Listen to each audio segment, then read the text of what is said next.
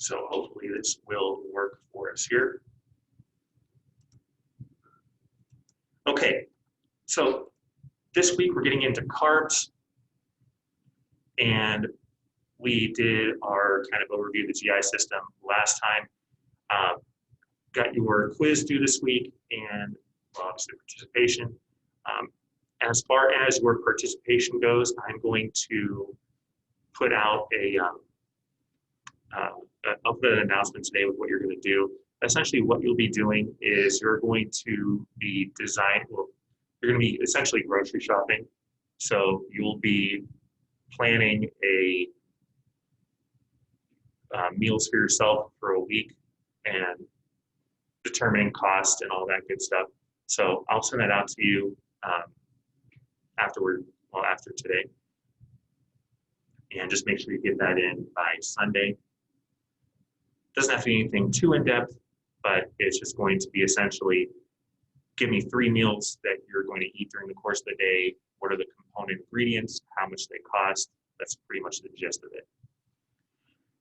Your quiz is 20 questions, 40 points. You'll take it on MindTap again. I actually took it this morning, and I actually missed one. I was kind of surprised, but at the same time, that's a bit of an unfair assessment because I don't think you're here. Higher? No. It's 402 here? No. Or is it NORDAD? Is that You're across the way. Okay, thank you. These are on numbers.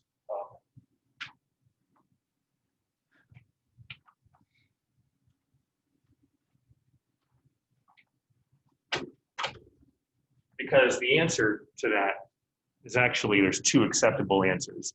So I wasn't technically wrong, justifying it by saying that. But anyways, you got that. And remember, you only get 20 minutes on it. Same kind of format as you had last time, so shouldn't be anything particularly difficult for you. So any questions on any of that here? Is this CHO stuff going to be on that quiz? No. So Last week. yeah, the only things that are going to be on there are from the digestion, absorption, transport, and carbs. So that's chapters 4 and something else.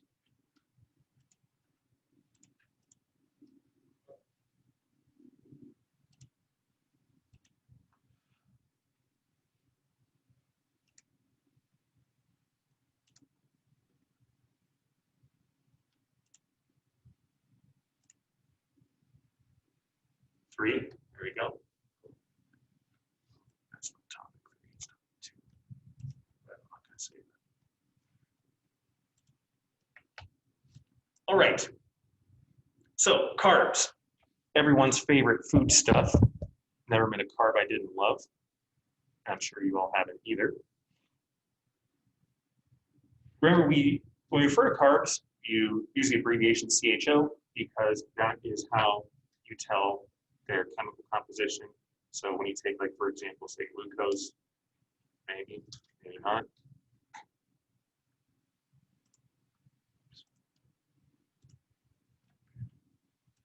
You'll have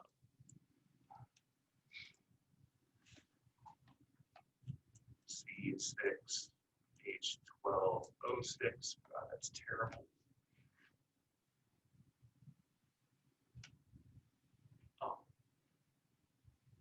Brain fart there. I just have to turn the thing on. There we go.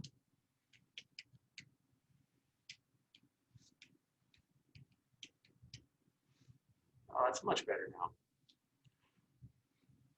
So this whole CHO, carbon hydrogen oxygen, that's why we get CHO as our carb abbreviation.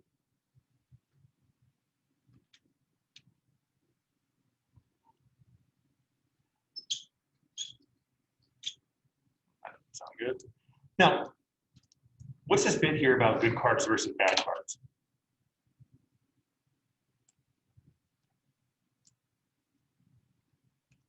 It's like complex, simple, right? Maybe. I'm thinking of sugars. Never mind. Well, sugars are carbs, so you're not wrong there. What would you think of when, like, what would make a carb good or bad?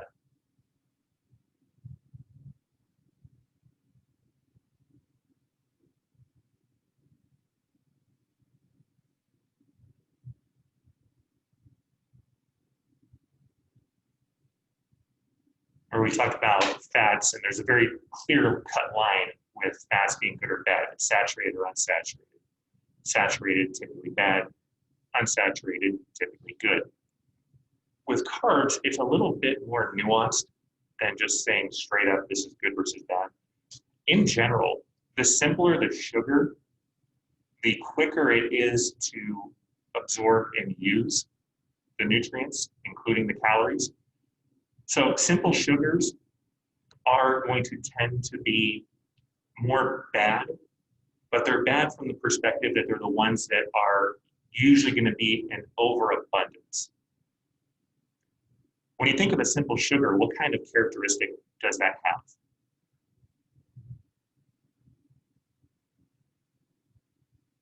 Hyper and then crash. So what would I like say taste like? Sweet. Yeah, they're very sweet. And whenever you're consuming anything sweet, your body starts essentially craving it. So you can actually have an actual chemical addiction to simple sugars.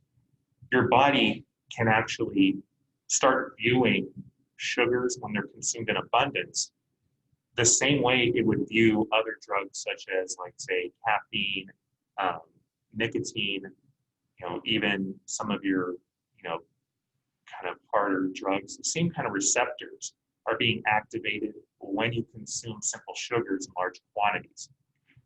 So you can actually get like a type of chemical withdrawal from having too many simple sugars in your diet and then just immediately getting off of them. It's kind of like if you ever, have caffeine a whole lot of days in a row and then you don't drink caffeine, what happens to you? You typically get like a headache, something like that, a jittery, whatever. Same kind of thing would happen with, like, say, a sugar withdrawal. Now, the main problem with consuming too many sugars is getting too many calories. The simpler your sugar, the quicker it is to break down, the easier that stuff gets in your body, and then it's gone. So like what Huntington said here about you have that spike and crash, it's referring to the glycemic response. The simpler the sugar, the lower it is on the the higher it is on the glycemic scale, and you get a big jump up in blood glucose and then a big crash from it there. We'll talk about the hormones and different stuff involved with that a little bit later. Your typically good carbs are going to be the ones that aren't as tasty or any more kind of savory for you. So your like starches or more complex carbs, like your whole wheats, those kind of things, those are going to be the ones traditionally seen as good for you, because not only are they going to take longer to digest and break down, but they're the ones that typically have a lot of fiber in them as well. We haven't talked a whole lot about fiber, but do you guys know what that is? I'm sure you've seen it on the nutrition label before.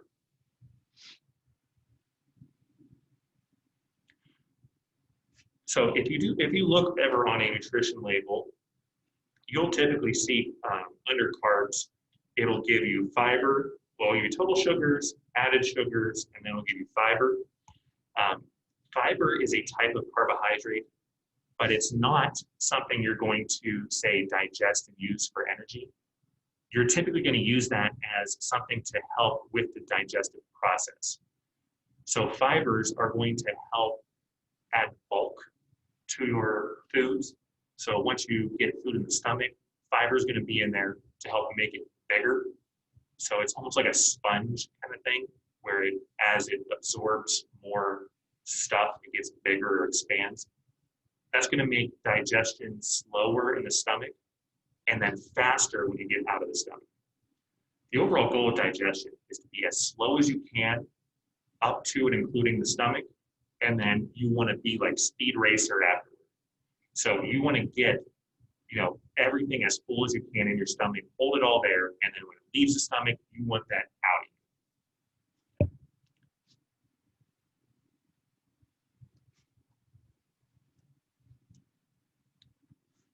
Now, a couple things with this.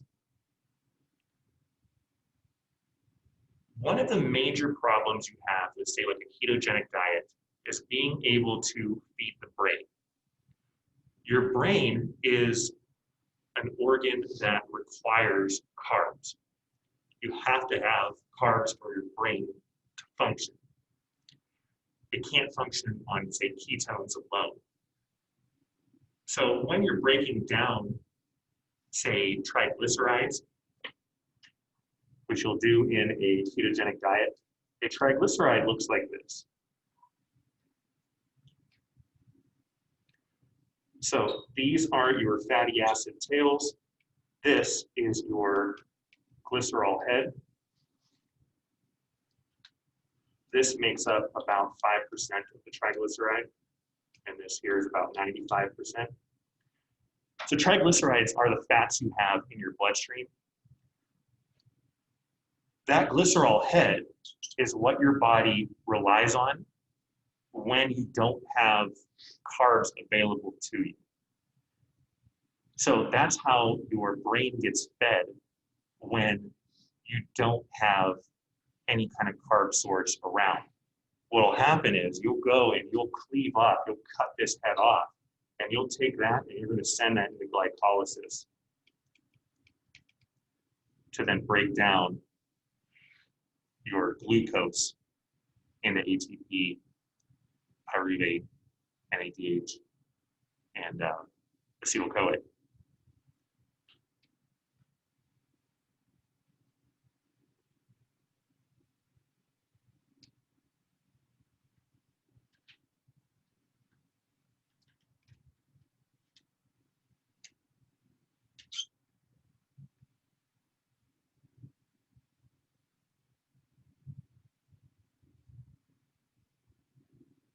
Now, we need, like I said, we need a certain amount of carbs to feed our brains.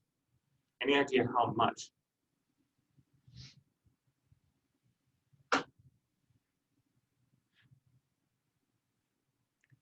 So you need about 50 grams of carbs per day to adequately feed your brain.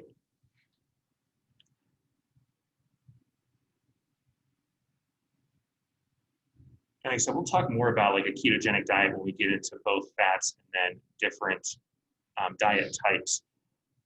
But when you're first starting a ketogenic diet, that's when your body is at its kind of most vulnerable, because when you're switching from being in a state of having carb stores to then a state of being in ketosis, your body doesn't like that. It's a very unpleasant change. Once it gets all the way to the other side, it's fine. But that first roughly 7 to 10 days, up to 2 weeks, it's not the greatest time for your body. So getting carbs out of both ketones and from fats makes it a bit challenging because it's a slow process. That's why one of the major drawbacks to a ketogenic diet is you lose a lot of your short burst energy ability. So you'll do great in like endurance events, but you'll do very poor in your like sprint type events or even medium distance events. You'll fatigue way too quickly to be competitive in that kind of stuff. So like if you're somebody like say a basketball player, even like a soccer player, a ketogenic diet's not a good thing for you. Even like baseball. Really for most athletes, a ketogenic diet is actually a pretty bad thing. Because the majority of all sport is going to rely on fast bursts of energy. Pretty much if you're not like a distance, like an endurance athlete, that's kind of not a good thing for you to do now to think of it. But anyways, getting back to this here. you store glucose in a few different places. So you're going to store glucose in your liver. Well, I shouldn't say glucose. You're going to store carbs in your liver and in your muscles. And you store carbs in the form of glycogen. So you don't consume glycogen. You can't go out and get that on the store shelf or anything like that. Glycogen is produced in your body. So you take multiple simple sugars, typically you take like multiple glucose molecules, you combine them via a process called gluconeogenesis gluconeogenesis or glycogenesis, and that'll create your glycogen stored in the muscles and the liver. Now, each of these have two very distinct responsibilities for you. What do you think your muscle glycogen is responsible for doing? Yeah, exactly. Because how practical would it be to, say, eat a sandwich and need to use that energy to make your muscles work, as opposed to having that energy already right there for you? You know, imagine if you had to fill your gas tank as you were driving, kind of thing. Not the most ideal scenario. So you have glycogen stored in your muscles. They're called intramuscular glycogen stores. You also have IMTGs or intramuscular triglycerides as well. So you store both fats and glycogen in your muscles, but it's for that immediate use by the muscles themselves. And then you store the majority, well, let's say about half in your muscles, half in your liver, roundabout. But then you store your other half in the liver. So the liver is the highest concentration of glycogen. And that is about 2,000 to 4,000 calories on average is what somebody's holding on to in terms of total glycogen storage in their body at any given time. If you were to, say, do any sort of carb loading, you can get that a little bit higher. So you can get about another 1,000 to 2,000 stored calories in carbs if you're doing a carb loading cycle correctly. But when you have the carbs in your liver, obviously they're not being used for your muscles. What do you think that those stored carbs are being used for?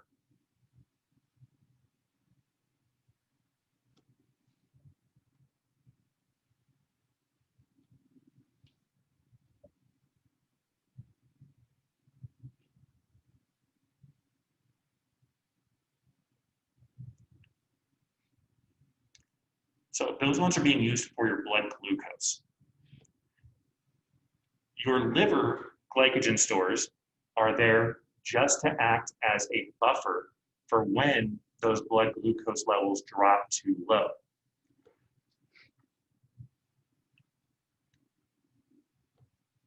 Now, when you talk about your actual blood glucose, you are going to talk about the measure of it in terms of milligram per deciliter of blood. The numbers you want to look at for blood glucose are 70 to 99 fasting, and then up to 124 non-fasting.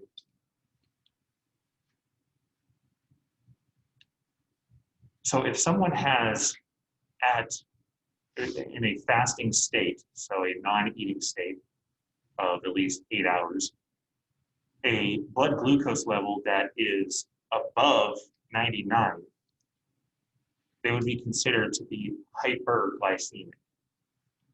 If you had a fasting glucose level under 70, you would be hypoglycemic.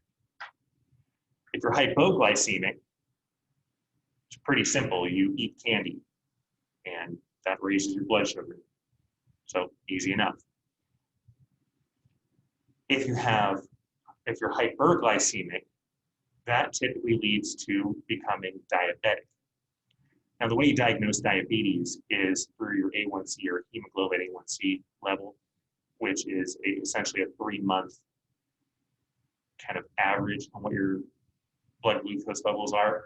If you have a reading of over 6.5%, it'd be considered diabetic levels.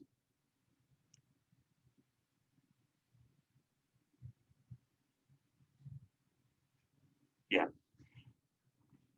But that's the way you would diagnose diabetes. So you wouldn't do that strictly on glucose levels alone. But you will need to remember the glucose numbers there in terms of your blood glucose levels.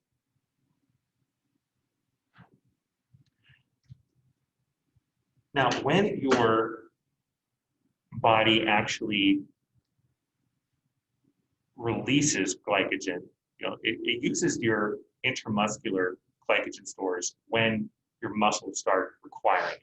So, I mean, that's pretty intuitive there. You're going to have a kind of a more drawn out process when you talk about your liver releasing glycogen to raise your glucose levels. So you have this whole feedback system here where, let's say my blood glucose is going to be under 70. Well, that's not where we want to be, right? So what's happening there? We signal via glucagon to tell the liver to release glycogen, and then that will go and break down via glycolysis, and ultimately it will raise our blood glucose levels.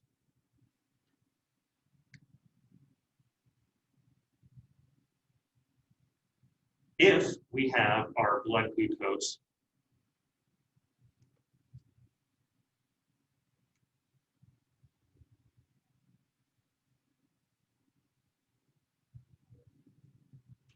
at rest, let's say that this is above 100, what do you think we're going to release hormonal-wise?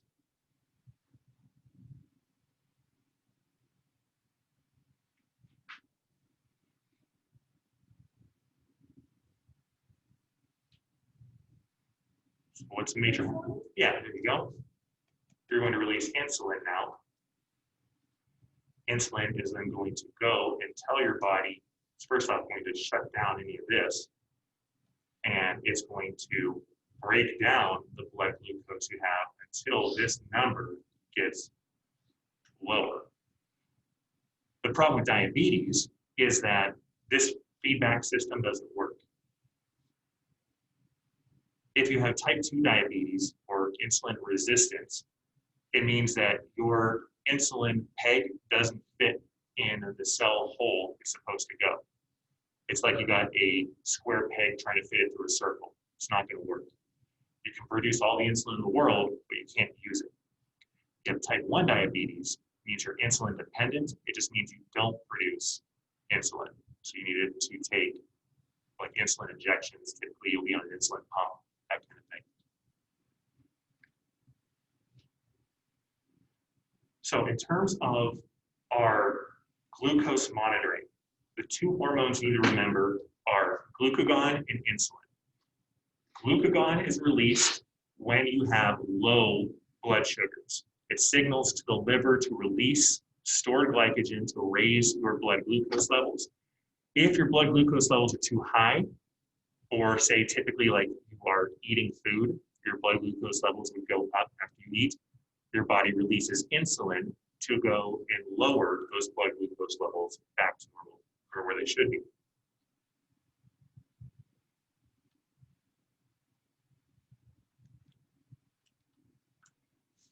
Talked a little bit about this. There is one thing about this you'll need to know. And I don't even have it in here, but it's this component right here.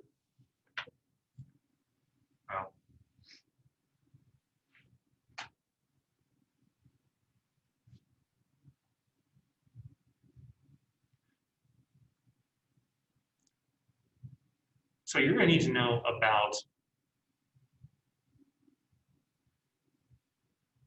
really condensation reactions. In chemistry, when you talk about a condensation reaction, you're talking about how two molecules bond together and then they have a piece of the two kind of fall apart or go away. This is the process of turning, say, like your monosaccharides into disaccharides and polysaccharides. So for example, if I combine, say, two glucoses together, I would get a sucrose. But my sucrose can't revert back to glucose just by like split it in half. I have to add in some extra stuff to it. A couple of, really like a carboxyl molecule, pretty much. But condensation reaction, that's what you'll need to know. If you had something that was like a hydrolysis reaction, that would mean that you take some sort of molecule, add water to it, and then something happens.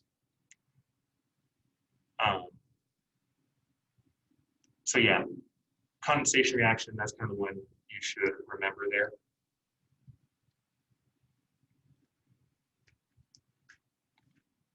Where we actually get these, the monosaccharides, you typically are not going to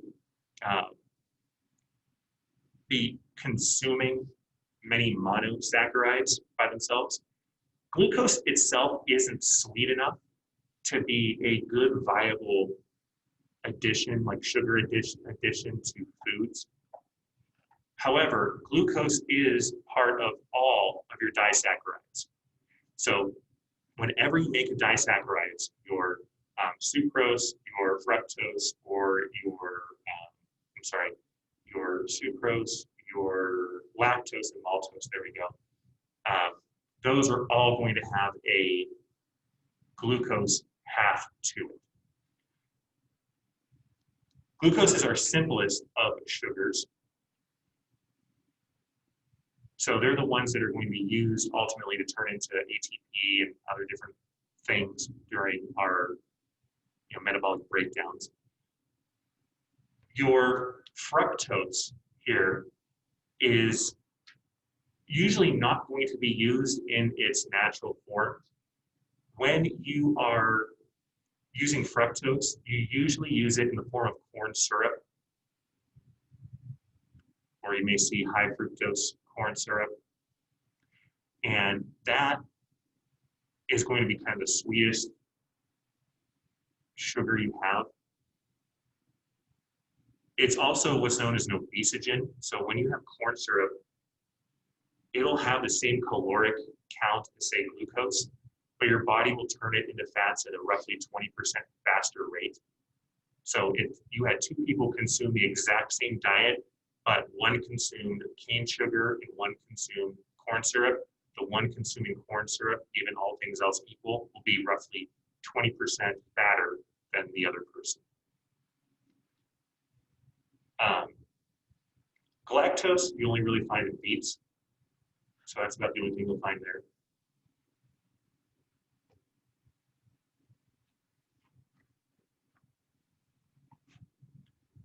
Your disaccharides, maltose, you'll see a lot of times as a component of, say, like chocolates or alcohol.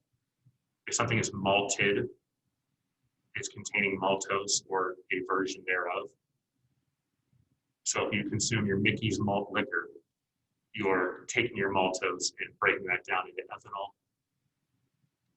Or if you have like chocolate malt balls, those are ones that are made, chocolate is made with maltose as a sweetening agent. Sucrose is your table sugar. Lactose is in your milk. And I told you about the condensation reactions, how those are linking to the monosaccharides together in hydrolysis. Great. Polysaccharides means many. When you have polysaccharides, these are the ones that have a lot of them. We can't digest polysaccharides. You have to break down polysaccharides into simpler sugars. So if it's not a mono or a disaccharide, you can't immediately use it. Just too big. And that's why I said like glycogens are storage carb. It's really big. Starches are the other ones that are really big. When you think of starchy foods, you're thinking of things like your grains, your potatoes, like your wheat products, those kind of things. Stuff like that is not very sweet. It's more savory. So the more complex your carb is, the less sweet it's going to be.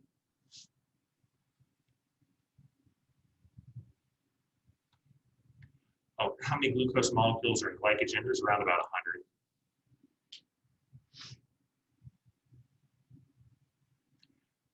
All right, bonds. Okay. The only thing that you need to know about this is this part right here. So those red connectors are your bonds between our different molecules. And top one here is a starch, the bottom one here is cellulose. And the type of bond is the one that is,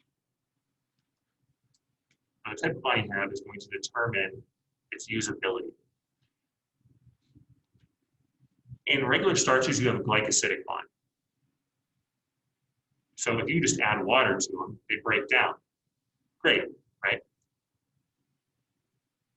Imagine taking a piece of bread and you pour water on it. What happens to it? I mean, it starts disintegrating.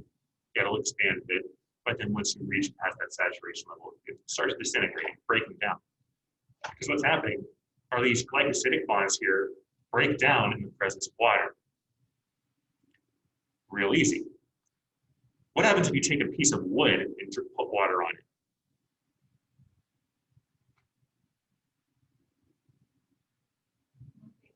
Nothing. It gets wet maybe, but that's it.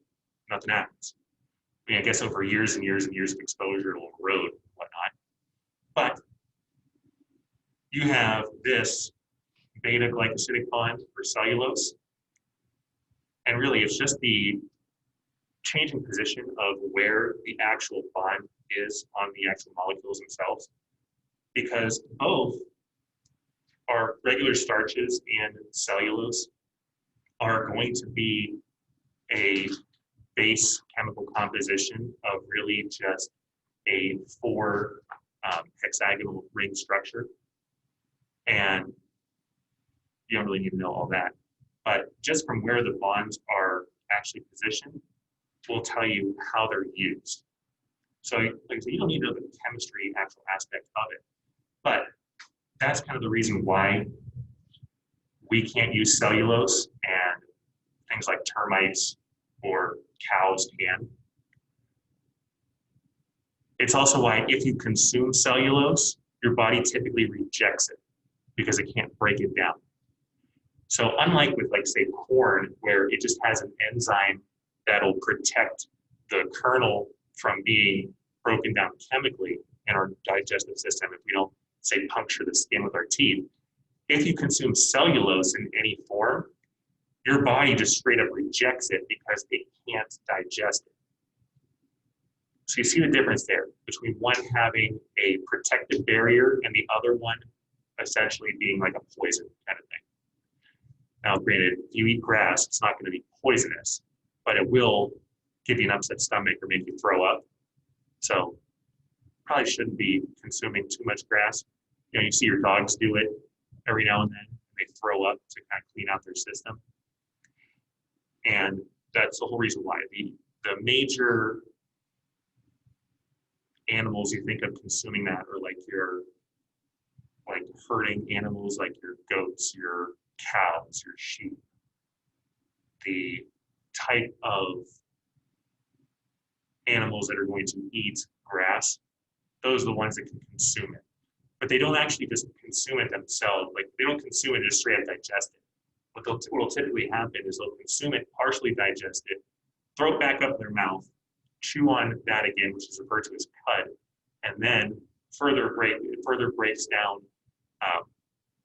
the glucose, well, the carbs that are in that now partially digested food stuff, swallow that back down, and then they're good to go.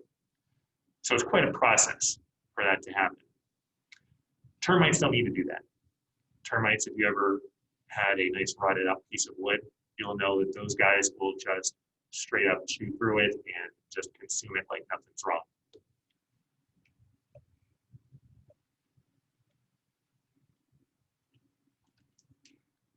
All right, so remember we talked about the overall goal or the purpose of all of our macronutrients.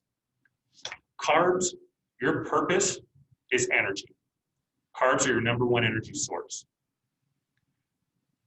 Proteins, what's their #1 purpose? So, Tissue repair, close enough. And then with fats, well, that's kind of the exception. They don't really have a sole purpose, but primarily they are for energy storage and for thermoregulation. You want to use carbs for energy. Your body can only store so many carbs. Once I get over my glycogen threshold, essentially, so if I have already a full amount of glycogen stored in my body and I keep consuming more carbs, yeah, I can maybe push that a little bit, but then once you start over consuming, the only place your calories have to go is to fat. And that's where you get everything turning into, like, say, storage fats. Your body also doesn't, say, store proteins at all. There's nowhere to store them. You either use them to facilitate protein synthesis for making different proteins or hormonal type substances, building, say, like muscle mass, things like that. But there's no place to store proteins. Like, you don't just keep them stored away for a rainy day. If you overconsume proteins, where do you think they go? Fat, yes. Our bodies do really well with holding on to our calories we consume. They also do really well with making sure that when you hit a cutoff mark on something, that we store the rest of it in our fat storage systems. And physiologically speaking, it's great. That's a great system to have, that you know we have all these storage calories waiting to go. Aesthetically, I mean, I don't know how much you all like seeing, the spare tire around you or anything like that, but health-wise, can kind of be problematic, especially if you ask, your coronary arteries about that. All right, we've already talked about amylase. So remember, amylase, that is your enzyme in your mouth that helps break down carbs. So remember, the two big places you have for carb digestion and absorption is in your mouth and in your small intestine.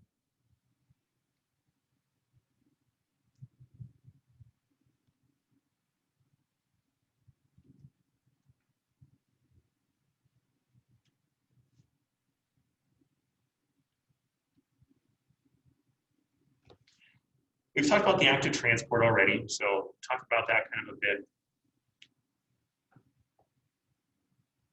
The only thing that's really added here is what's actually, or the actual carbs that are transported and how. So if you had simple diffusion, remember that is free passing. So, if the doorway is open over here,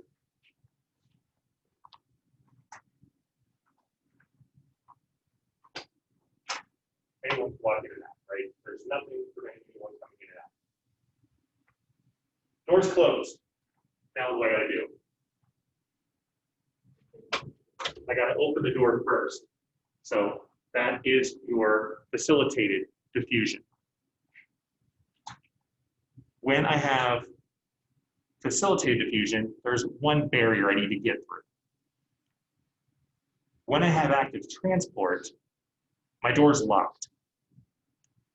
Now, how do I get through that door?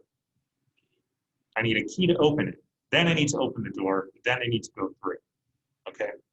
So the active transport is going to require a key to get through. And that key is typically in the form of sodium. Your sodium ions are going to be a very key transporter for not only carbs, but also for, like, say, water as well. The saying is that where salts go, water follows.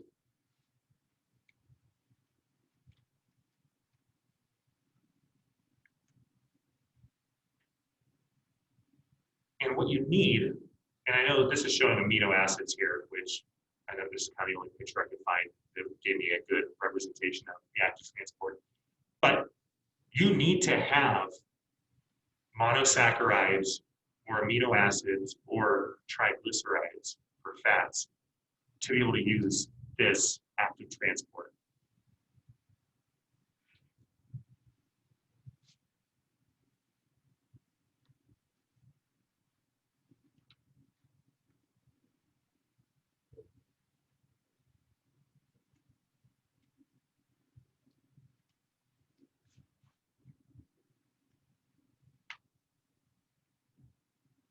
All right, I've already talked about this here.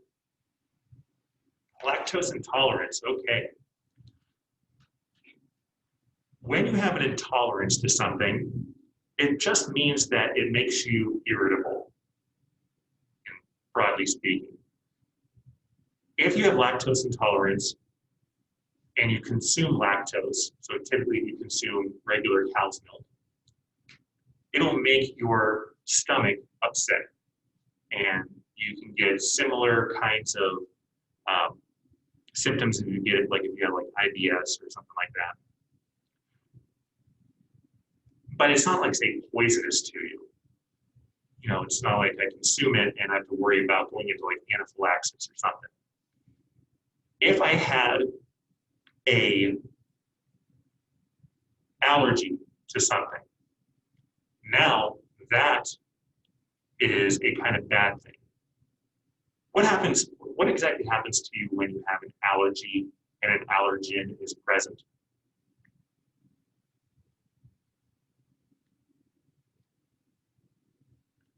So let's say you're allergic to bees and you get stung by a bee. What's going to happen to you?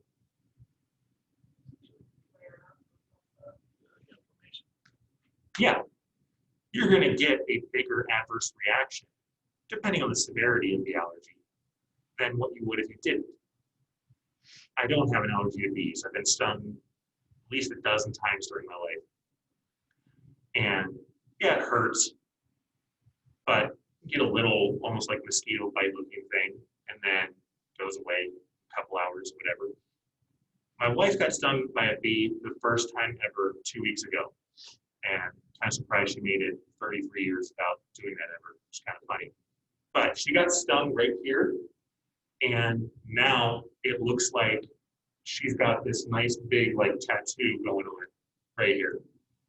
So a bee sting should go away, like all traces of it should go away within a day, maybe two. And if you have more moderate types of, like a moderate type of allergy, it's going to have this like swelling, itching, big markings for a week or more. If you had a severe allergy to it, what most likely would happen is your throat would collapse. You would go into anaphylaxis, your windpipe would shut off and, die. That's why if you see like people that have EpiPens, you use those to combat that. So whenever you have an allergen and you are allergic to that, your body releases, broadly speaking, chemicals called histamines. That's why most all of your antihistamines are like Benadryl, your Dramamine, your amine type drugs. Those are the ones that are typically going to be antihistamines. A histamine is your body's natural defense system to helping to combat any sort of allergen you have. this isn't going to show up in an intolerance. It will show up in an allergy. When you talk about allergies in food, and we'll have a whole topic or a whole section on this by itself. You can get really bad things happening. You look at some of the major food stuff that you'll see the most amount of allergies to, and your top 3 are going to be peanuts or peanut things in the peanut family, your eggs, and shellfish. Those are kind of the big 3 in terms of food allergies. Less often you hear of, say, a gluten allergy. And where we talked about gluten is the protein portion of the wheat germ. So if you have a gluten allergy, it means that you're allergic to gluten or to wheat proteins. So anything that's gluten-free is lacking proteins and it's heavily refined. So anyone that tells you that it's gluten-free, so it's like all natural, no, it's not. You can't be gluten-free and natural. You have to refine wheat heavily to get rid of the gluten. And then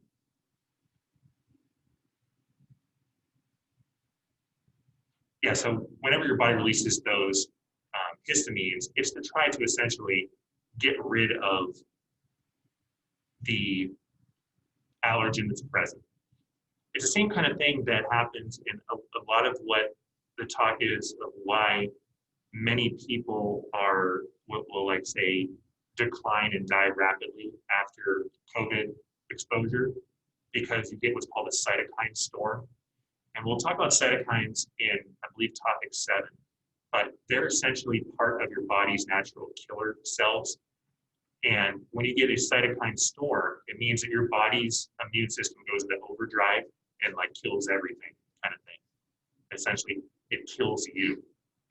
So if you can survive your body, trying to take you out, then you're good to go.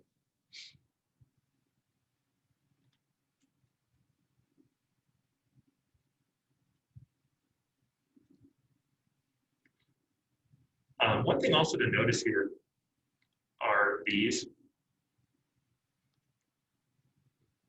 All these are telling you, and the lactose bit, that's your primary carb that you have in all of your dairy products. So when you talk about carbs in dairy, primarily it's only going to be lactose. You're not going to see any other kind of carbs in your dairy-based products. One thing to remember is how much or how many carbs are in all of these. I mean, I guess not all of them, but some of them. Milk, you would think of as your primary lactose container, and it's really not. Yogurt is the highest, and this is regular yogurt, not Greek yogurt. But regular yogurt is going to have the highest amount of lactose in it per serving over everything else. When we talk about milk, you typically see milk as a skim, a 1%, a 2%, and a whole. What do these words and numbers refer to?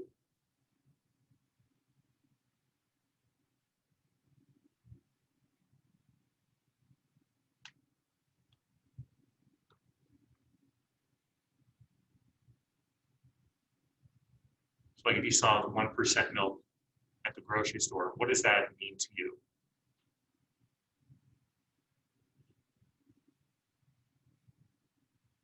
Is it 1% fat? Yeah. The title of your cow's milk refers to how much fat's in it. Skim milk is 0% fat. You have 1%, 2% in whole milk, which is roughly 3%. So even though there's not a whole lot of fat in whole milk, it still kind of gets that negative connotation, even though it's barely any more fat than anything else.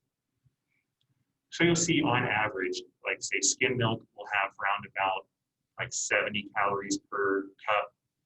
1% will have around about 80 to 90. There'll be 90 to 100 for 2% and about 110 to 120 for whole milk. So the calorie amount is really what's going on there, which is relative to how much fat's in it. But you should know that in milk, doesn't matter what the fat content is, you're going to get about 12 grams of carbs or 12 grams of lactose in that. And then if you look at, like, say, cheese, oops, and not cottage cheese, but like your regular old cheese here, how many carbs do we have in those?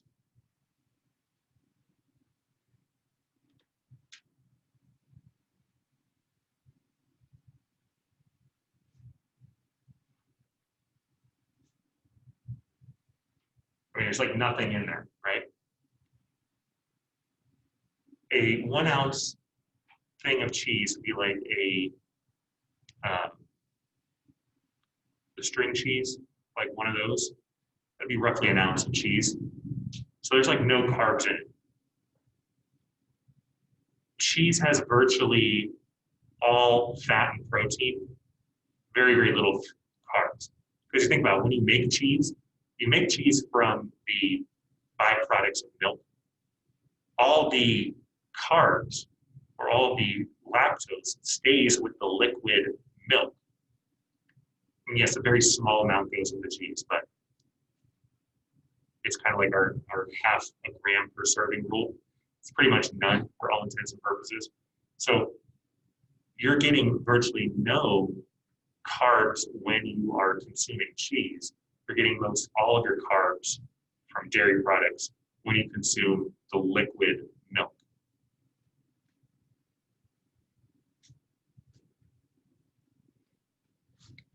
All right, this is my favorite part of this, so most likely you're all going to hate it. Getting into energy. So I personally love energy systems and bioenergetics, so like I said, most students tend to not like any of this. I've already talked about, broadly speaking, how, or really this general process of this.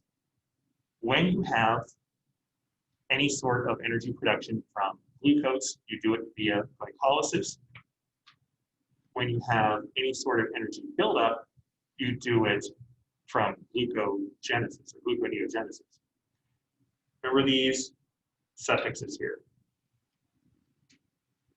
Lysis is going to be catabolic.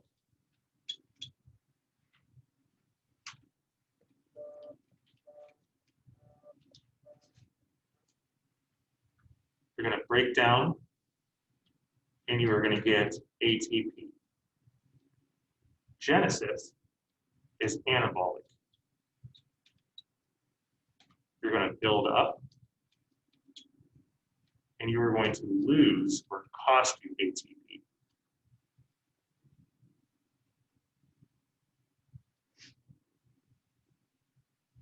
And you can apply that to every single energy system. If it says lysis, it's catabolic and it follows these rules. If it says genesis, it's anabolic and it follows these rules. You think of anabolic steroids, what do?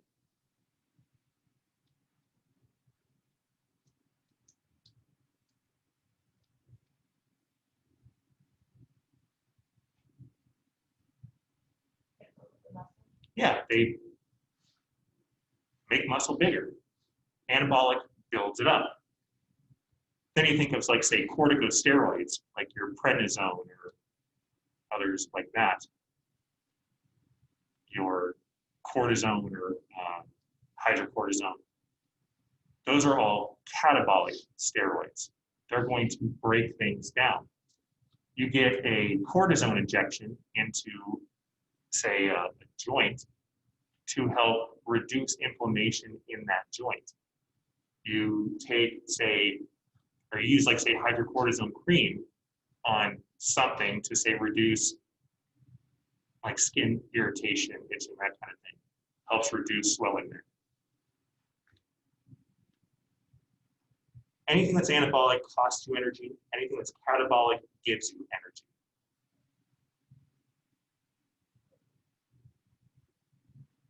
in terms of your metabolism, not just like say taking prednisone. You don't get energy just from like taking those kind of drugs. Now, 45 to 65% of all of your daily calories should come from carbs. So the majority of all your calories should come from carbs. They're our primary source of energy. They're the quickest source of energy we have because of the smallest molecules. The smaller the molecule, the quicker we can break it down and turn it into ATP. Remember, the calories are a unit of heat. Calories are not energy themselves. Calories represent potential energy. ATP is our body's energy currency. That is your dollar bill you go and pay something at the store with. You cannot use calories to pay for food. You have to use ATP. Calories would be like if I came in and I showed you my bank account. I have money. See, it's right here. Okay, it's great, but you still have to pay for this. Now, I give you cash or I use my debit card or whatever. Now I've given you money. I've given you ATP from that account. I can now use it.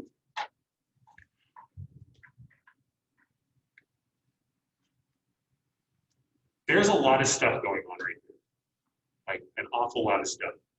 You notice, again, every time you see an ACE, that's an enzyme, there's a different enzyme to do every single step of this. In graduate school, you will need to know every single one of these. And here, not so much. So you're welcome. What you need to remember. Glycolysis starts with glucose. You cannot do glycolysis with anything other than glucose. If you don't have glucose, you don't have glycolysis. If I had, say, lactose, what do I have to do you think?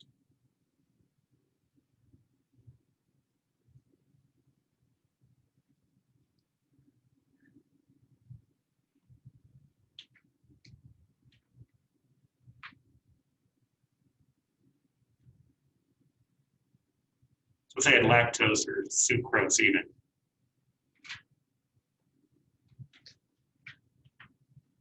What do I have to do then if I want to do this? Break it down. Yeah, I've got to break that down into glucose. Remember, if I don't have glucose, I don't have glycolysis. I don't have glycolysis, I don't produce energy from carbs. So glucose is your entry ticket. You'll notice that glucose will turn into fructose. And this is because you start cleaving things off each step of the way. And then it turns into a glycerol. This is why we can use triglycerides when we don't have carbs, because we can essentially take that head of a triglyceride and stick it right into here. And this part here, dihydroxyacetone, that is essentially where you can jump in if you have a ketone. So acetone, for all you women out there, what do you usually use that for? Yes, nail polish remover. And fun fact, you also can use that for energy. I just wouldn't go consuming that by the bottle. But that's the entryway you can get for ketosis.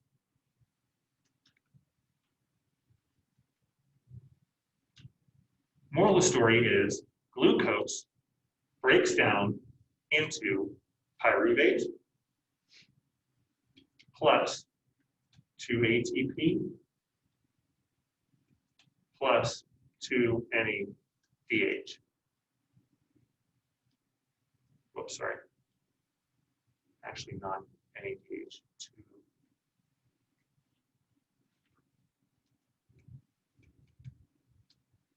Acetyl-CoA.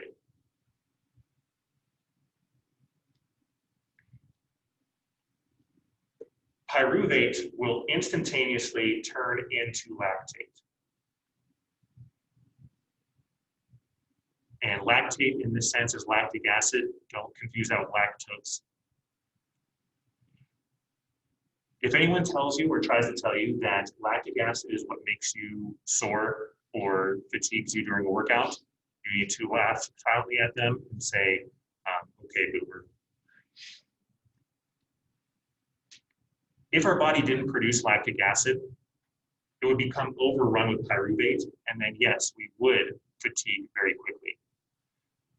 But because we convert to lactate or lactic acid instantaneously, our body can then take that and send that back up the line to then go and turn that back into glucose and reuse it again. Eventually, especially if you're doing like say a high energy requiring type of activity, sport, whatever, you're going to pass what's known as your lactate threshold, meaning that your body's producing more lactic acid than you can break down and reconsume or reuse. At that point, when you start seeing high concentrations of lactic acid, that is what is going to give you a good marker for fatigue. But if it weren't for that, if you didn't produce the lactic acid in the quantity you do, then you would fatigue very quickly.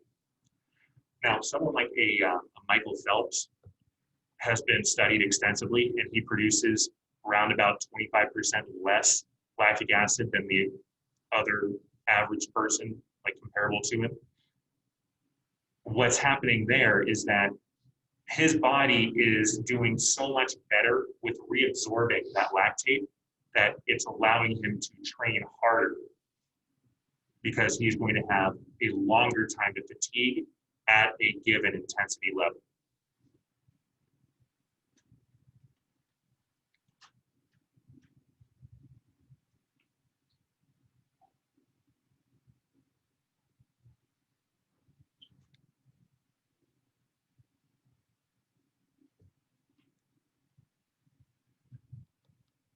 We'll talk more about this piece here when we get into amino acids, but don't worry so much about this right now. Ketone bodies, talked about this already. Ketones are similar to sugars. Most of our body can use them as energy. Like I said, though, that you need to have some carbs for your brain. You can do that even in the absence of carbs from your diet by taking triglycerides and using those to convert into glucose. If you don't want to get into a state of ketosis, you need to be consuming 50 to 100 grams a day of carbs. How many calories is that?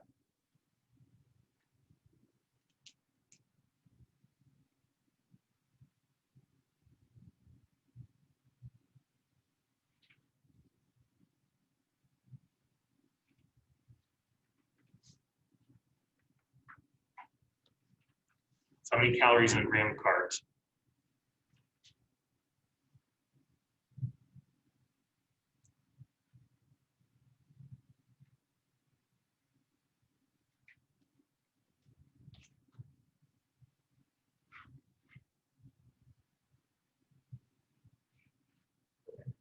Four, yes. Carbs and proteins, both 4 grams per or 4 calories per gram. Fats, 9 calories per gram.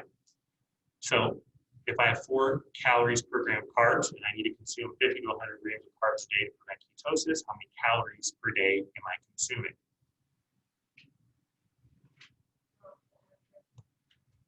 About 200 to 400, right? And that's at minimum.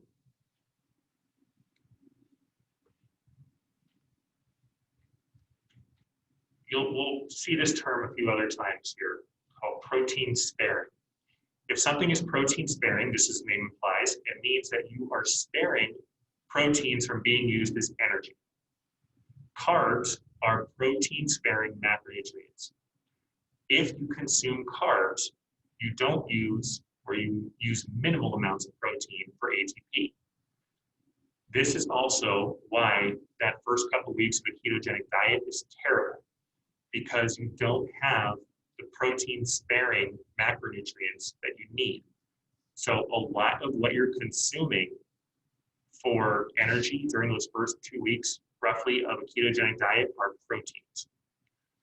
So that's why I say, if you are doing a ketogenic diet, do not quit it in the first 2 weeks, because that would essentially be like you're going to rot your muscles away just for kicks, kind of thing. You need to be doing a ketogenic diet, like really at minimum, like 6 to 8 weeks, to make sure you get back to where you would be. Worst thing you can do, like I said, quit after like 2 weeks, because you just wasted tons of proteins.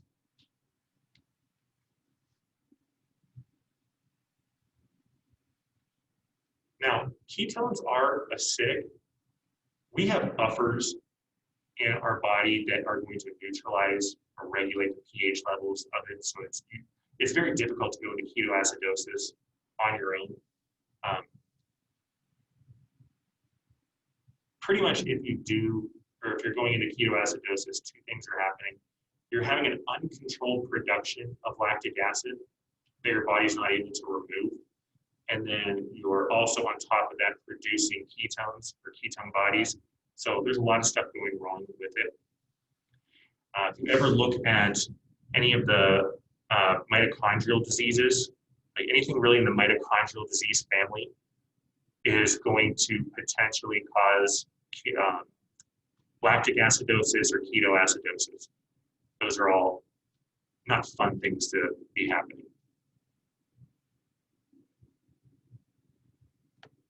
This here, if you have an inadequate supply of carbs, meaning that you don't have at least this 50 to 100 carbs a day, you shift to more of a fat metabolism. And that's the whole premise of the ketogenic diet, is you want to be using fats for energy. Okay, that's fine, that's great. When you don't have carbs though, like I said, your ability to produce quick bursts of energy is greatly diminished, because fats are more than double the size of carbs. So it takes a lot longer to break them all down. And you also can't get ATP from any other initial metabolic system or metabolic pathway other than glycolysis. Glycolysis is the only initial system that gives you ATP other than your electron transport chain, which happens at the very end.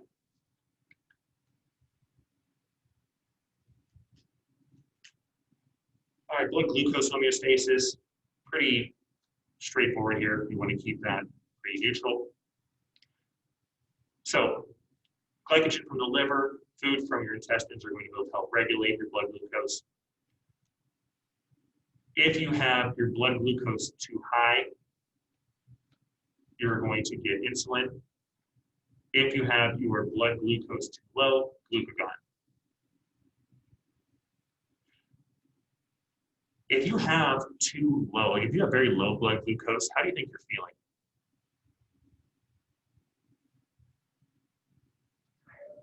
Yeah, you're gonna be feeling pretty tired out of it.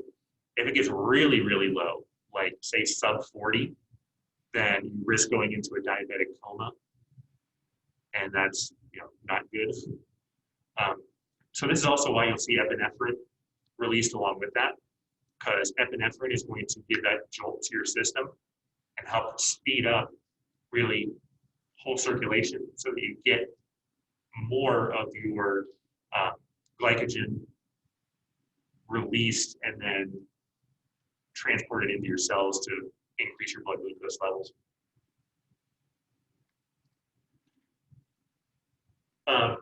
Balancing the meals, that's pretty self-intuitive or pretty self-explanatory, but what this essentially means is that you don't want to be, say, like over-consuming for one meal and then that's it, because that's going to make it very difficult for your body to regulate effectively your blood sugars. Ideally, if you want to have the best blood glucose regulation from eating, you would eat very small meals a lot. Like typically you would eat like say 6 or 8 small meals every hour or two, kind of thing. The number one meal that Americans skip is breakfast. And that's kind of, it is the most important meal of the day because it kicks into gear your metabolism and helps to restart your really blood glucose homeostasis. So once you get food into you, even like, even a handful of calories, like 50, 100 calories, it does wonders for improving or getting your metabolism going in the morning.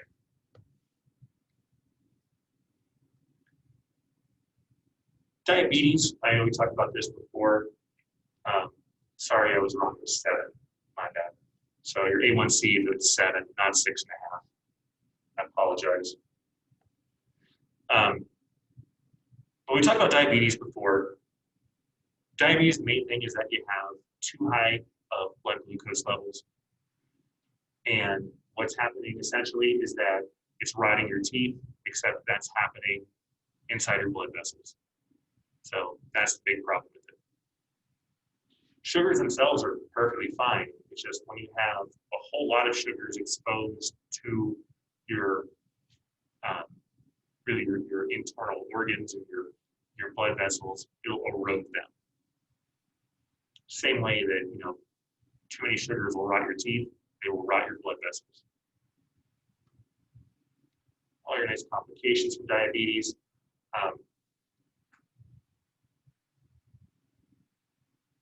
You don't think a lot of it, but like say stroke and heart disease are major things, major concerns with diabetes, and especially kidney failure.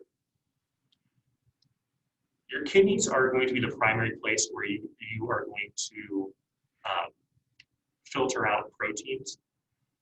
So if you have any sort of kidney disease, proteins in your diet are actually going to help progress that. So one of the questions you'll have in the next quiz, I believe, is asking about, say, if you had kidney disease, what kind of diet would you recommend? And you want to recommend a diet that's lower in proteins. So if you have any sort of renal disease or kidney disease, proteins are your enemy. Well, dietary proteins, I should say. If you have diabetes, most often you're going to see someone, by diabetes, I'm talking almost exclusively about type 2 diabetes. If you have that, most likely you're going to see that you'll have high cholesterol and high blood pressure. Usually those two are kind of the number 1 and number 2 side effects that go along with, or complications that come with diabetes. A lot of this other stuff is more advanced. You don't just get diabetes and all of a sudden you have a heart attack kind of thing. You don't just like all of a sudden, I just got diagnosed yesterday with diabetes and now I have, retinopathy. That doesn't happen. That's more over time. Once you get into those bigger complications though, you're in trouble. It's really at a breaking point that you need to start making some considerable changes or look at a potentially much shorter lifespan. All right, again with the blood glucose homeostasis, insulin is going to be when our blood glucose is high.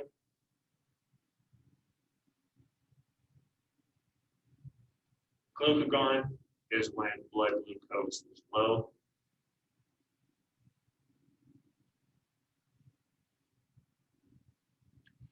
Glycemic response. Sorry, I screwed this up too. The lower your number on the glycemic index, the worse.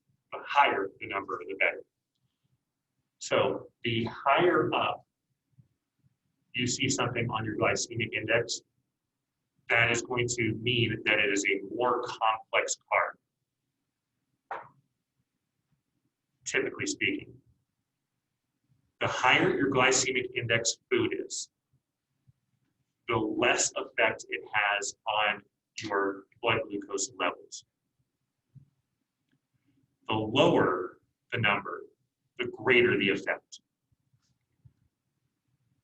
Now you look at some of these, like even take some of these vegetables,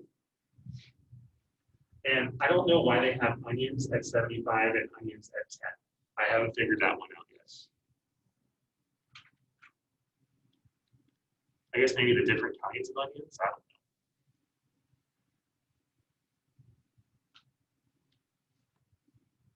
Why isn't, say, broccoli going to have really the same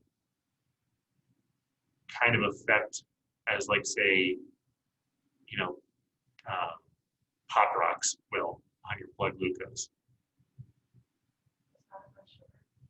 There's not as much of it. What else is in a lot of those leafy green vegetables? Water. There's water, usually, yeah. Fiber. So there's a lot of other stuff that helps to go along with it.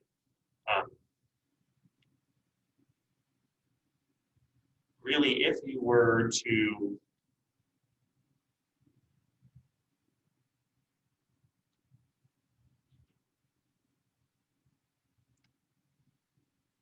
I guess they just extract the carbs from it. That could be problematic, but you're not going to because of all the other stuff that's in there.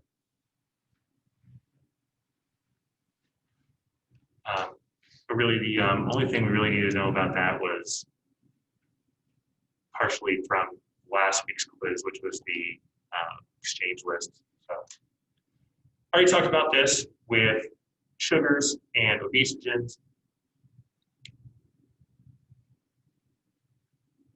And here is your body's responses to sugars. So you see on these nice MRI images what our brain looks like normal under the influence of cocaine and obese. And by obese, they're meaning having a influx of sugars. Sugars will stimulate the same kind of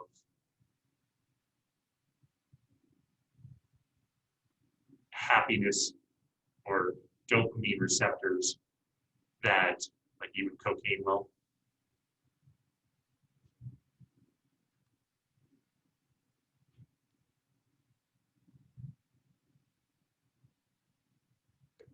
And I know I said that, you know, like cane sugar is better than like corn syrup, which is absolutely true.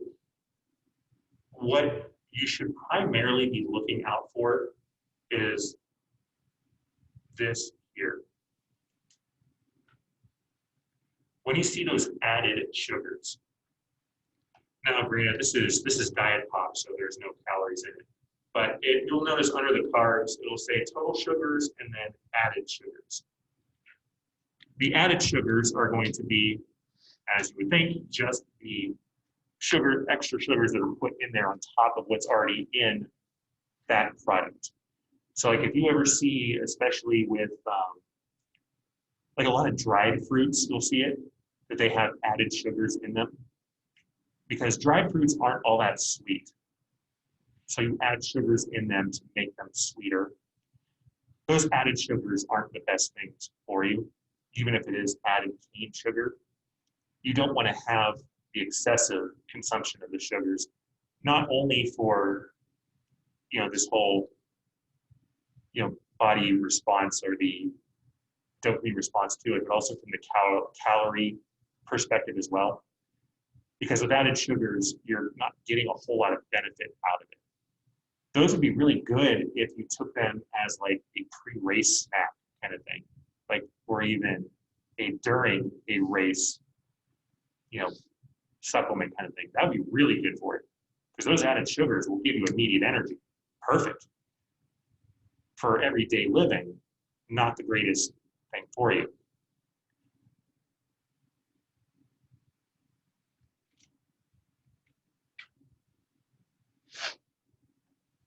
So I talked already about how sugar breaks down your teeth, pretty simple. Alternative sweeteners. Where's my guy?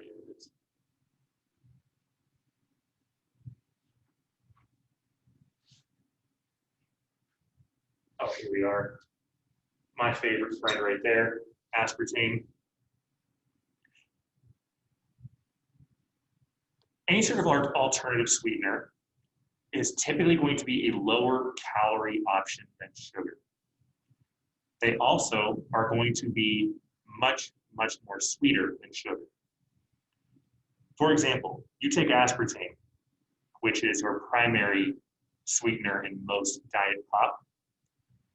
That's around about like 200 times sweeter than glucose. So if I have a teaspoon of glucose, so a teaspoon is how much?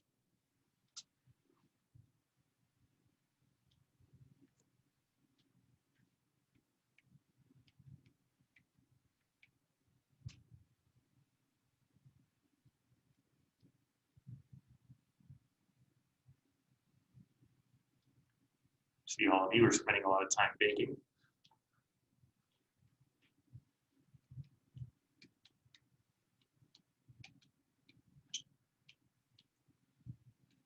About 5 grams. If I have a teaspoon of sugar, how many calories do I have?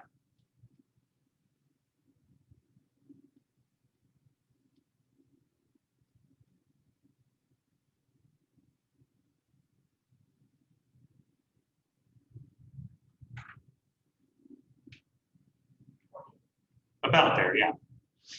So if I have a teaspoon, that's 5 grams. If I have a teaspoon of sugar, 5 grams of carbs, 5 times 4 equals 20. About 20 calories per teaspoon. If you look at, say, a 12-ounce can of Sprite, regular Sprite, how many sugars do you think how many grams of sugar do you think are in there?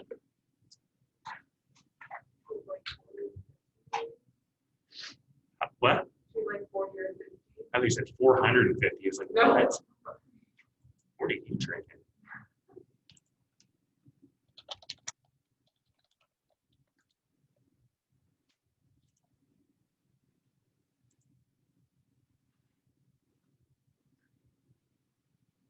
About 38 here. Yeah.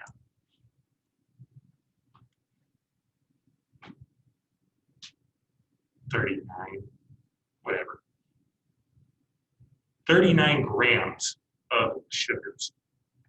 Okay. Well, I have 5 grams per teaspoon. Let's round that up to 40. How many teaspoons of sugar are in a 12-ounce can of Sprite?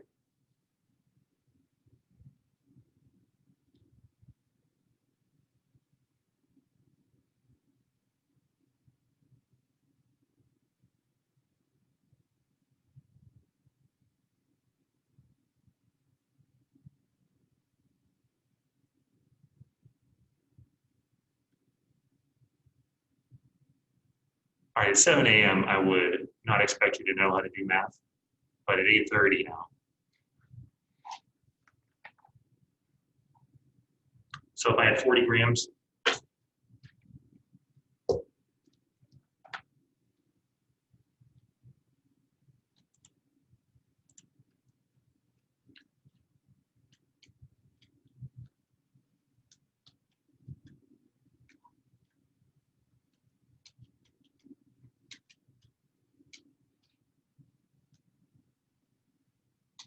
so it's about 8 teaspoons of sugar in there. Well, what does that look like exactly? So 8 teaspoons, well, 40 grams is going to be, and this is, let's say, 20 ounces. So about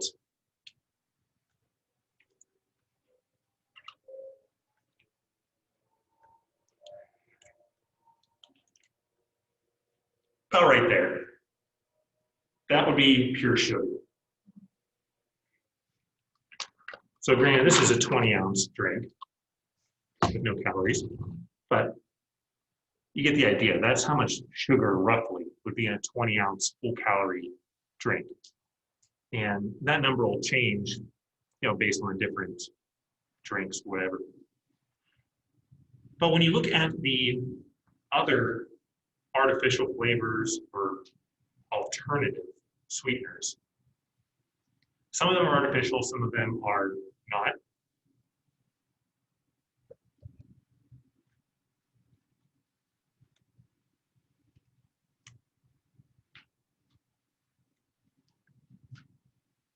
your major artificial sweetener is going to be aspartame.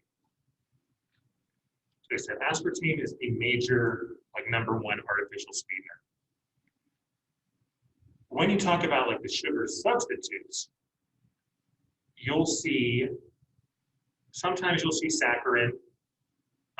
Another one you'll see is this xylitol. Xylitol is a type of sugar alcohol, so when you see that OL suffix, that is an alcohol.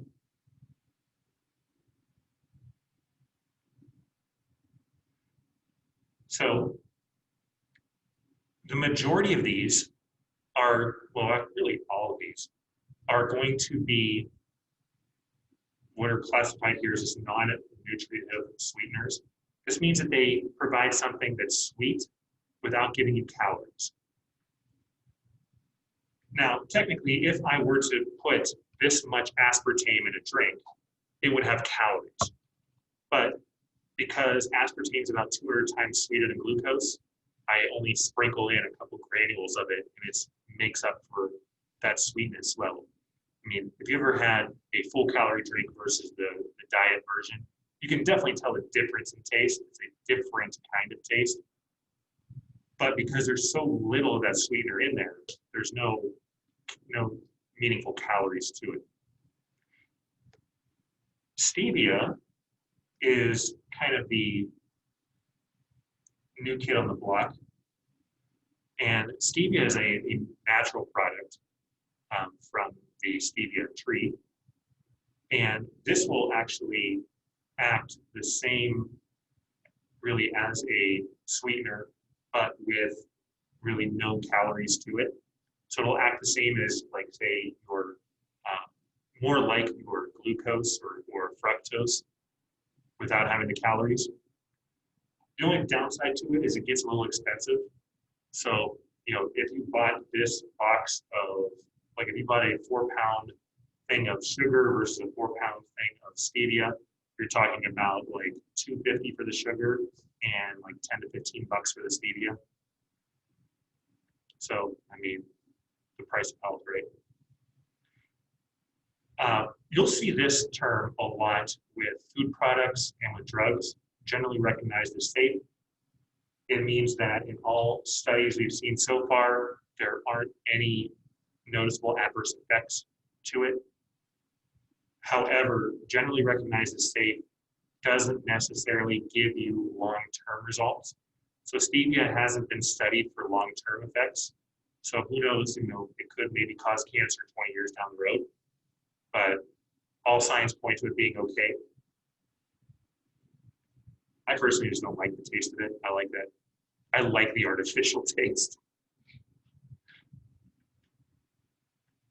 If you had large doses of these artificial sweeteners, it would typically not be good for you.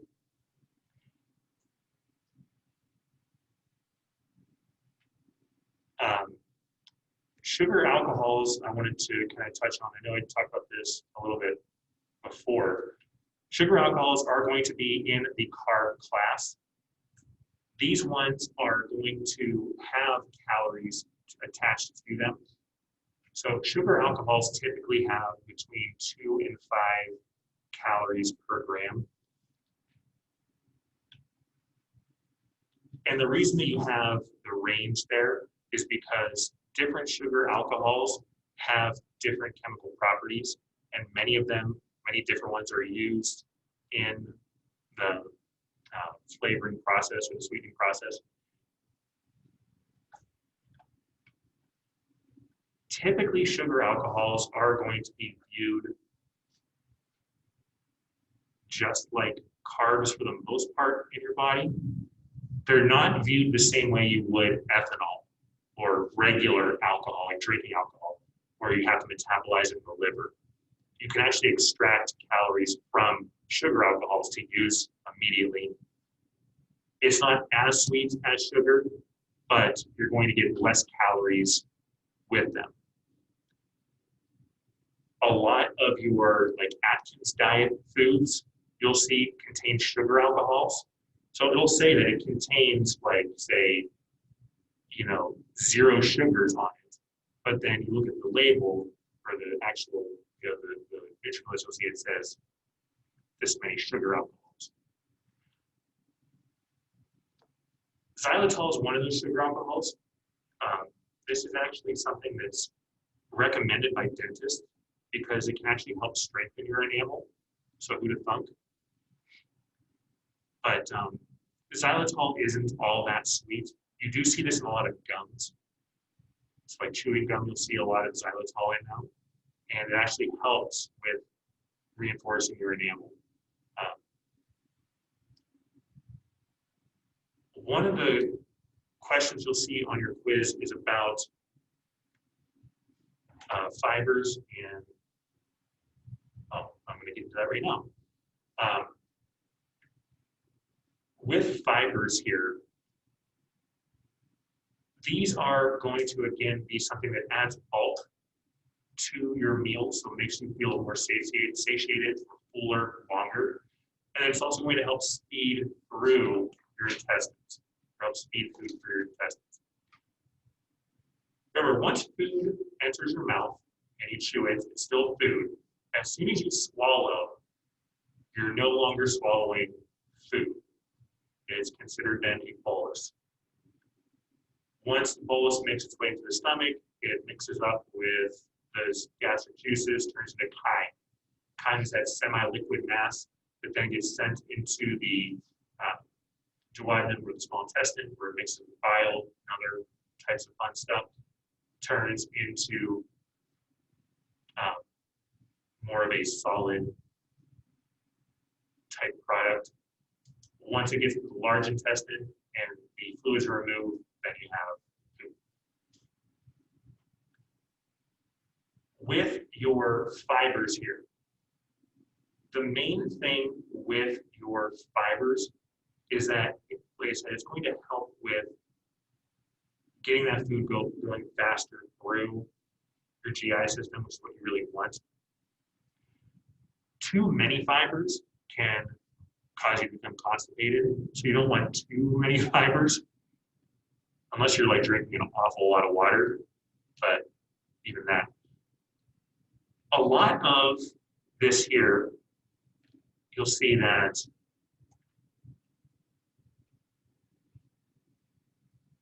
fibers can do a whole lot of good stuff for us.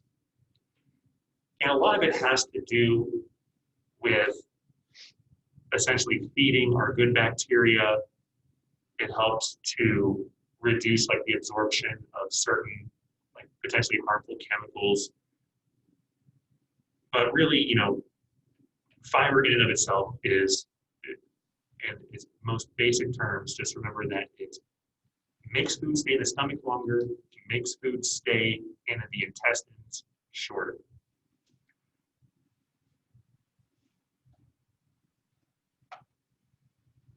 There's one term here I wanted to talk about,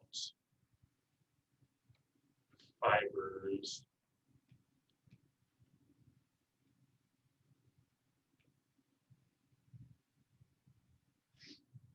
Don't have it in here. But with fibers, the term you want to remember is resistant fibers. A resistant fiber is going to make it out of the small intestine without being absorbed.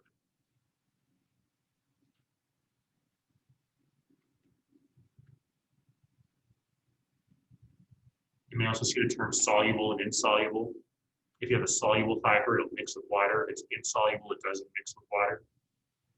The insoluble fibers are the ones that are going to help speed you through the GI system.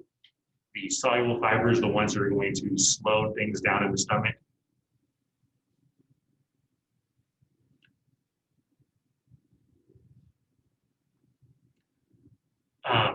Remember, you need at minimum 50 grams of carbs to make your brain run. Your RDA for carbs is 100 to 130 grams a day.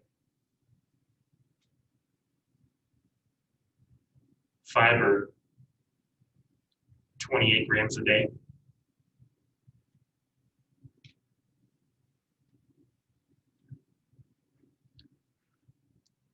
All right, and finishing up here, grains, 1 ounce of a grain provides 15 grams of carbs. So if you ever have a 1 ounce carb product, sugar product, that's going to be about 15 grams worth. 15 grams is how many calories?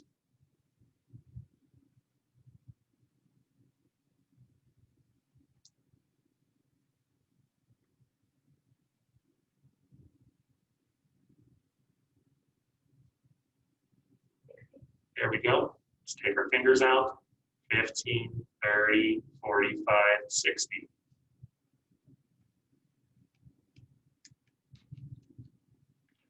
When we talk about diabetes, and especially if you have low blood sugars, we'll see that the number to safely exercise at is 100. So if your blood sugars are lower than 100, you shouldn't be exercising if you have diabetes.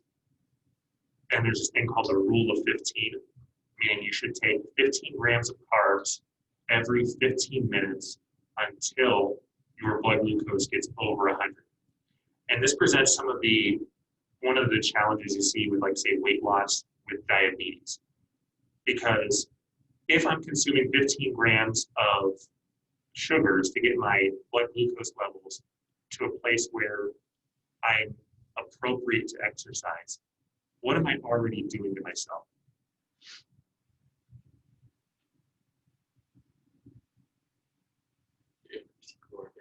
Yeah, I'm starting my workout at plus 60 on my calorie count, when the goal of, say, weight loss is to have a negative calorie balance. So you see how that gets very difficult to do. And typically, if you have diabetes, you usually are going to be in a relatively deconditioned mode. So your intensity of exercise is going to be a lot lower. You're looking at burning around about 100 to 200 calories an hour. So you see how just even getting to that state can be, very challenging to make any progress there. All right. With your vegetables here, higher starch content typically is going to be something that's going to give you that more savory kind of taste. And usually these are going to be ones, depending on the version you eat them or how you eat them, these are going to be the ones that are going to really keep you more satiated.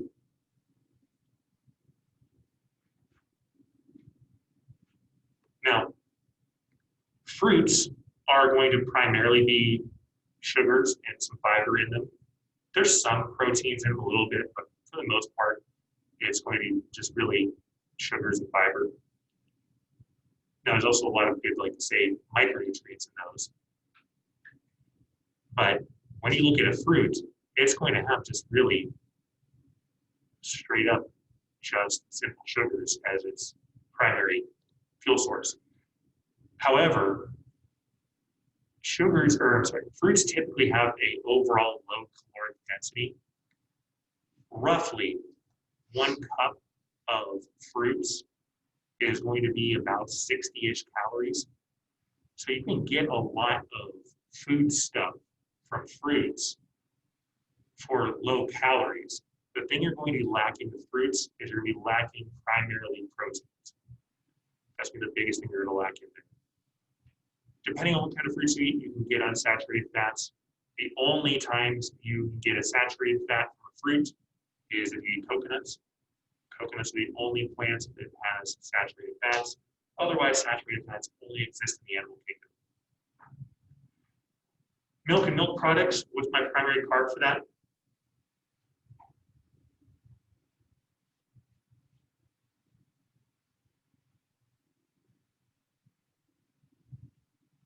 What kind of carbs are in milk?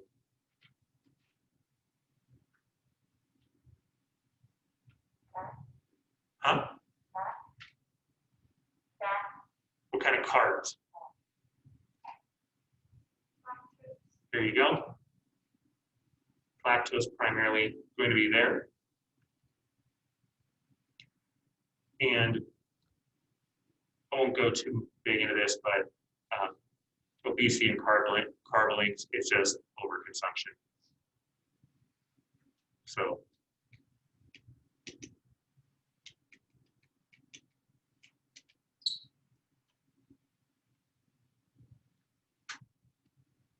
all right, and that is really everything there. So in roughly an hour and a half, you get your full dose of carbs there. So how are you all feeling about that? Hungry. All right, so that's everything for that. I will have your participation assignments up in the announcement sometime today. And then remember, your quiz is due by Sunday. You only have one shot at it, so don't mess it up. And then I will see you all back here next Tuesday.